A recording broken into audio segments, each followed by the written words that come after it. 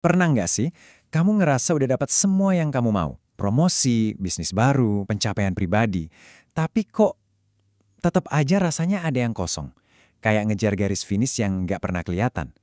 Nah, ini tuh sering banget kejadian di dunia kita sekarang. Dan hari ini, kita bakal ngobrolin kenapa sih bisa begitu dan gimana caranya nemuin pijakan yang lebih kokoh. Oke, kita bedah ya. Ada psikolog Harvard namanya Tal Ben-Shahar yang nyebut fenomena ini sebagai arrival fallacy. Gampangnya ini tuh keyakinan keliru kalau kita bakal bahagia selamanya begitu kita sampai di tujuan. Padahal kenyataannya, setelah senang-senang sebentar, rasanya hampa lagi. Dan kita langsung sibuk nyari target gede berikutnya buat dikejar. Dan perasaan gelisah ini ternyata bukan cuma masalah kamu doang loh. Ini udah kayak epidemi. Statistiknya nunjukin, lebih dari 1 dari 5 orang di dunia ini ngalamin kecemasan atau depresi. Angka burnout di tempat kerja naik gila-gilaan, dan tingkat kepuasan hidup malah turun. Ini kan jadi pertanyaan besar ya, jangan-jangan cara kita ngejar sukses selama ini keliru. Nah, akar masalahnya itu ada di tekanan budaya yang bisa kita sebut individualisme heroik. Ini tuh kayak dorongan tanpa henti buat ngebuktiin nilai diri kita lewat pencapaian dari luar. Kita dituntut buat terus gerak, terus produktif, terus ngejar sesuatu yang lebih. Masalahnya, permainan ini nggak ada akhirnya. Dan yang ada malah bikin kita ngerasa sendirian dan capek banget. Terus, solusinya apa dong? Ada nggak sih jalan lain? Nah, ada nih sebuah konsep yang keren banget, namanya groundedness atau keterbumian. Dan ini bukan sekedar tips-tips biasa ya, tapi ini soal mengubah cara kita memandang kesuksesan dan hidup itu sendiri. Penting banget nih buat dicatat. Keterbumian ini bukan target baru yang harus kamu kejar. Anggap aja ini kayak latihan terus-menerus buat ngebangun kekuatan dari dalam diri.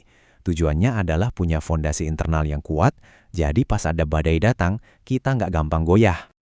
Coba dilihat bedanya. Di satu sisi, ada energi yang panik dari individualisme heroik. Selalu gerasa krusuk, selalu butuh pengakuan orang lain. Nah, di sisi lain, kita lihat ketenangan dari keterbumian, sabar, penuh kesadaran, dan ngebangun kekuatan dari dalam. Ini kayak milih, mau dikendalikan sama dunia luar, atau kita yang pegang kendali dari dalam diri kita sendiri. Oke, jadi gimana caranya bangun fondasi sekuat ini? Ternyata, keterbumian itu ditopang sama 3 pilar utama yang saling berhubungan. Yuk, kita lihat satu-satu. Pilar pertama, penerimaan. Ini bukan berarti pasrah ya. Ini soal ngelihat kenyataan apa adanya tanpa ngejudge atau berandai-andai. Seperti kata aktivis Audre Lorde, waktu kita bisa nerima diri kita dan situasi kita sepenuhnya, nggak ada lagi yang bisa pakai itu buat ngejatuhin kita. Penerimaan itu langkah pertama yang paling kuat buat bikin perubahan. Selanjutnya pilar kedua, kehadiran atau presence. Ada studi penting dari Harvard yang nemuin hubungan langsung antara fokus kita dan kebahagiaan kita. Pas pikiran kita ngelantur, mikirin masa lalu atau cemas soal masa depan, kita cenderung nggak bahagia. Jadi kualitas hidup kita itu pada dasarnya ditentukan oleh seberapa sering kita bisa benar-benar ada di momen saat ini. Dan pilar ketiga adalah komunitas. Analogi pohon redwood ini pas banget. Pohon-pohon raksasa ini bisa berdiri tegak bukan karena akarnya nancep dalam banget, tapi karena akarnya nyebar ke samping dan saling ngiket sama pohon-pohon lain. Ya, kita juga gitu. Kekuatan kita yang sebenarnya bukan datang dari berdiri sendirian, tapi dari hubungan yang dalam yang kita bangun sama orang lain. Oke, teorinya udah dapet nih. Sekarang, bagian yang paling ditunggu-tunggu, gimana kita bisa mulai? Mari kita bahas langkah pertama yang paling nyata yang bisa kita lakukan. Nah, ini dia kuncinya. Ada prinsip psikologi yang bilang, suasana hati itu ngikutin tindakan. Kita tuh sering kebalik. Nunggu motivasi atau nunggu mood bagus dulu baru mau gerak. Padahal harusnya gerak dulu, nanti perasaan positifnya bakal nyusul. Caranya gampang kok, ada 3 langkah simpel. Pertama, berhenti sejenak dan terima situasinya, apapun itu.